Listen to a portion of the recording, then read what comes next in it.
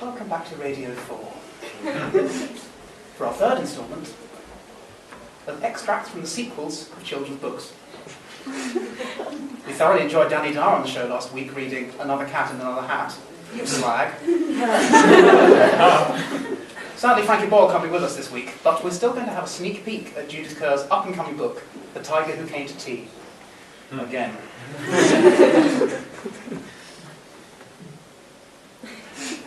Once there was a little girl called Sophie who was having tea with her mummy in the kitchen.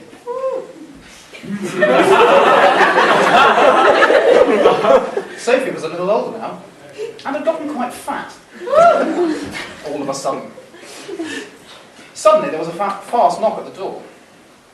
Sophie's mummy got up and said, "I wonder who that can be.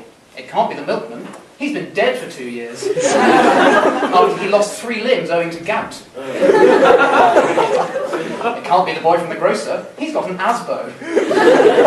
Because of his issues around setting bins on fire and throwing dirt at pensioners. It definitely can't be Daddy. He's out having an affair. We'd better open the door and see." Sophie opened the door, and there was a big, furry, stripy tiger, the same one that had come 10 years ago. The tiger said, "All right, darling. Listen, I'm bloody starving. Let me in so I can have some tea with you, you slag." The tiger pushed his way past Sophie. Sophie's mummy said, "No, Mr. Tiger, you can't come in. You came yesterday, and you ate all our food, and told me I looked frumpy. You asked me how much money it would be to buy me, and sell me to a Persian warlord.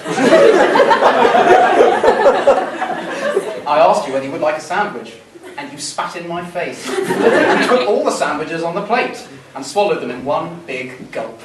The tiger didn't care, and said, "I'm still starving though." So Sophie, just like before, passively passed him the buns. But again, the tiger didn't just eat one bun, he ate all the buns on the dish. He ate all the biscuits, and all the cake, until there was nothing left on the table. Then he ranted on about the government for an hour. And the euro too. So Sophie's mummy said, "Have you been drinking, Mr. Tiger?"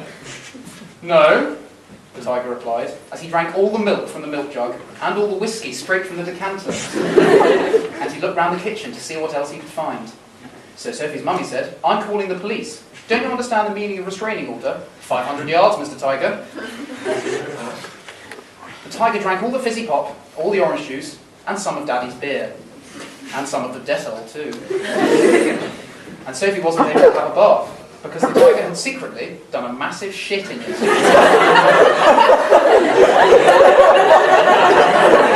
Just before he left. Naughty tiger.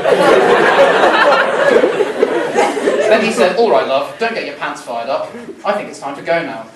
The tiger left, and he never came again.